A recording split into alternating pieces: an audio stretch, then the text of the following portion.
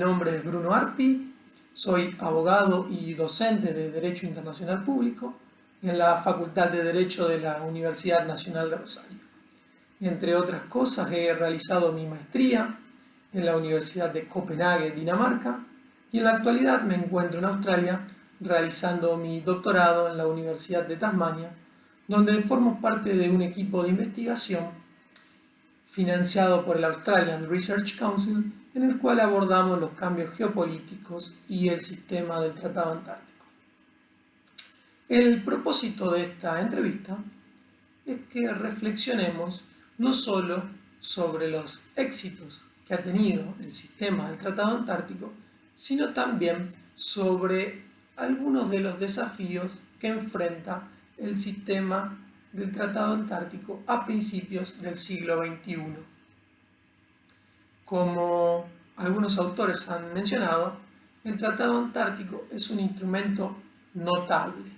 Fue adoptado en plena Guerra Fría y ha permitido no solo la desmilitarización y el uso pacífico de la región, sino que también ha logrado la libertad científica y la cooperación para ese fin, y sin lugar a dudas uno de los puntos claves es que ha sabido manejar las distintas actitudes de los estados con relación a las reclamaciones territoriales en el continente.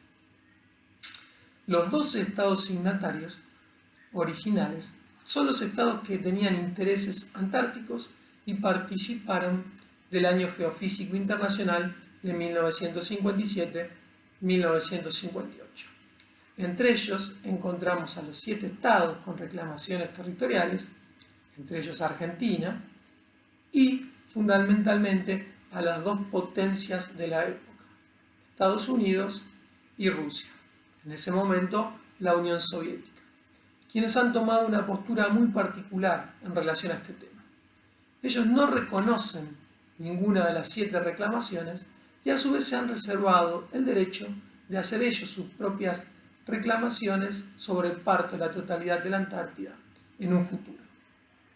Creo que es preciso hacer una pequeña aclaración con relación a este tema, ya que se suele leer o escuchar por parte de la doctrina que algunos autores mencionan que el Tratado Antártico ha congelado las reclamaciones territoriales. Y esto no es así. Lo que ha hecho el Tratado Antártico, en particular su artículo 4, es poner en suspenso la disputa territorial. Sin embargo, ninguno de los 7 estados ha renunciado o abandonado a sus reclamos. Es más, en la actualidad, el Tratado Antártico consta de 54 estados parte, de los cuales 29 tienen el estatus de partes consultivas, es decir, participan del proceso de la toma de decisiones. Sin embargo, el rol de los 7 estados reclamantes y sus reclamos territoriales han dado y continúan dando forma al desarrollo del sistema del Tratado Antártico. Quiero hacer una mención brevemente de por qué hablamos de sistema del Tratado Antártico, tema que acuñó por primera vez el ex diplomático argentino y experto en la materia, Roberto Guyer. Como mencioné, el Tratado Antártico es un instrumento notable, pero sin embargo no aborda temas como la protección del medio ambiente o la conservación de los recursos marinos vivos. Por lo que dentro del marco de las reuniones consultivas del Tratado Antártico han ido surgiendo una serie de instrumentos internacionales para hacer frente a los nuevos desafíos que han ido apareciendo. Hoy en día en vigor nos encontramos con la Convención para la Conservación de las Focas Antárticas, la Convención para la Conservación de los Recursos Marinos Vivos Antárticos y el Protocolo Medioambiental, o más conocido como Protocolo de Madrid, el cual consta también de 6 anexos, de los cuales 5 se encuentran en vigor. Es decir, que el Tratado Antártico y todas las medidas en vigor adoptadas según ese tratado, estos instrumentos internacionales asociados y todas las medidas en vigor adoptadas según esos instrumentos, es lo que consideramos como sistema de tratado antártico. Y el éxito de este sistema radica no solo en que ha sabido adaptarse y desarrollarse tanto normativa como institucionalmente, sino que ha logrado mantener sus principios básicos a través del paso del tiempo, a pesar de los cambios que se han dado en contextos geopolíticos. Destacar el rol de Argentina en este proceso es muy importante. Yo creo que explicar los títulos de soberanía de Argentina excedería los límites de esta entrevista. Sin embargo, hay que destacar que Argentina ha jugado un papel clave antes y durante la adopción del tratado, como así también durante todo el desarrollo del sistema del Tratado Antártico. Hoy en día, la Secretaría del Tratado Antártico se encuentra en la ciudad de Buenos Aires. Creo que ahora es preciso que abordemos el tema de los desafíos o algunos de los desafíos que enfrenta el sistema del Tratado Antártico a principios del siglo XXI. Y me voy a enfocar en desafíos que surgen por fuera del área del tratado y que generan ciertas tensiones dentro del sistema.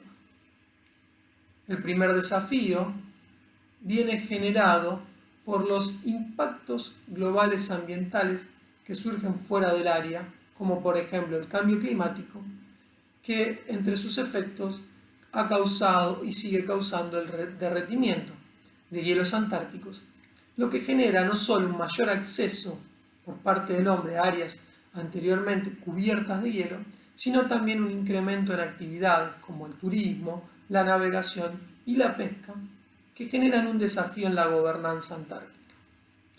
El segundo desafío surge del retorno de la competencia de las grandes potencias en el orden geopolítico internacional. Y es acá donde me quiero detener unos minutos. En los últimos 30 años hemos visto un aumento notable en el poder económico y político de China. China ha cambiado o ha mostrado un nuevo posicionamiento en distintas instituciones internacionales, especialmente en temas relacionados con su seguridad y sus intereses económicos. Claramente, la Antártida no es uno de los temas centrales para China, como lo puede ser el comercio internacional o temas marítimos como lo que sucede en el área del mar meridional de la China. Sin embargo, algunos autores han sugerido que China está intentando posicionarse como una potencia polar, especialmente en relación a sus intereses para la exploración y explotación de los recursos en los polos. Todavía no está claro cuáles pueden ser los impactos de esta competencia entre Estados Unidos y China dentro del sistema del Tratado Antártico. Pero lo que sí está claro es que este sistema va a sufrir impactos que generarán que se necesite un nuevo desarrollo normativo e institucional. Y ahora voy a dar dos ejemplos palpables sobre algunas tensiones que suceden dentro del sistema en la actualidad. La primera ejemplo de tensión que sucede en la actualidad lo encontramos dentro del marco de la Comisión para la Conservación de los Recursos Marinos Vivos, que es un órgano establecido por la Convención con el mismo nombre.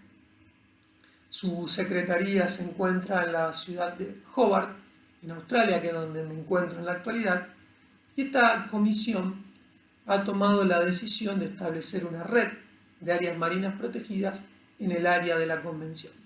Sin embargo, esta tarea no ha sido nada sencilla. Hay que recordar que la toma de decisiones, tanto en la comisión como también en las reuniones consultivas, se debe hacer por consenso. Es decir, que tiene que haber un acuerdo general y lo mismo genera que cualquiera de las partes pueda vetar la toma de una decisión. Entonces, en el marco de esta comisión, donde se ha establecido o se ha propuesto establecer una red de áreas marinas protegidas, Como mencioné, esta tarea no se ha podido lograr a la fecha, ya que simplemente en el 2009 se pudo adoptar o se pudo establecer la primera área marina protegida en el área de la plataforma sur de las Islas Orcadas del Sur, y la segunda recién en el 2016 en el Mar de Ross, y luego de arduas negociaciones. Todas las demás propuestas han sido rechazadas bajo distintos fundamentos, principalmente por Rusia y por China.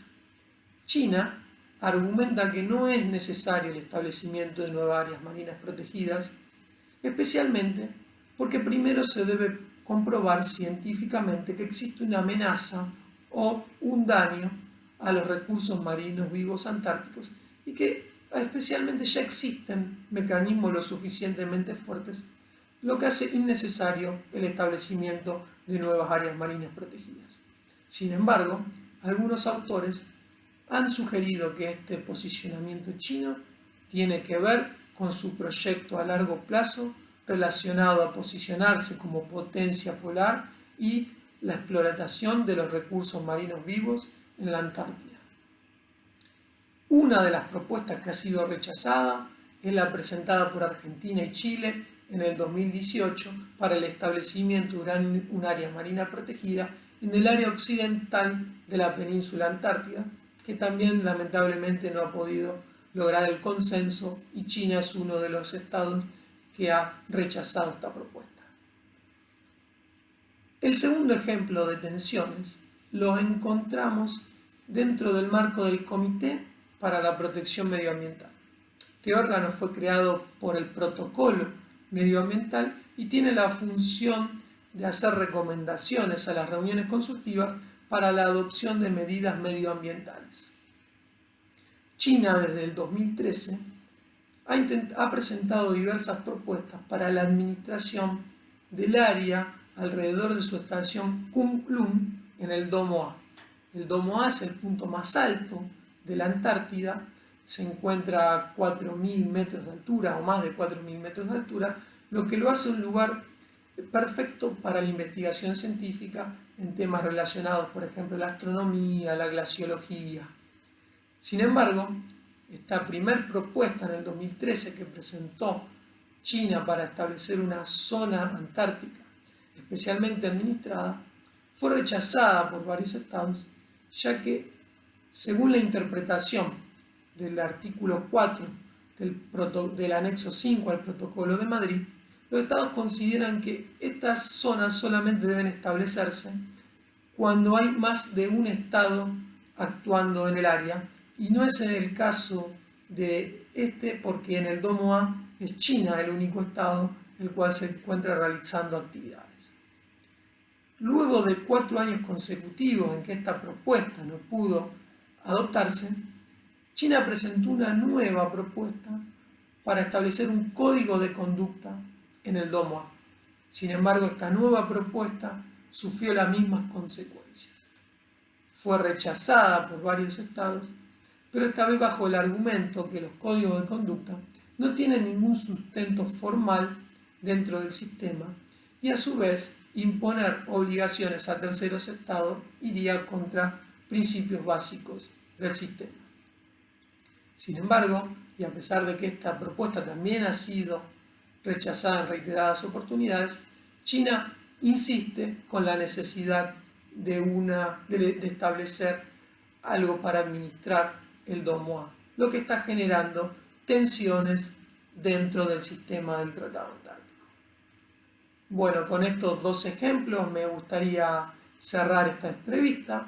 Me gustaría que haya servido para reflexionar sobre algunos de los desafíos que enfrenta el sistema del Tratado Antártico a principios del siglo XXI. Como he mencionado, el sistema es un ejemplo de régimen internacional exitoso que ha sabido adaptarse a través de los años y el cual ha hecho y desarrollado institucional y normativamente se ha desarrollado. Sin embargo, creo que es preciso que concluyamos esta entrevista haciéndonos la pregunta de cómo es posible seguir fortaleciendo este sistema y cuál debería ser el rol de Argentina para lograr ese fin. Muchas gracias.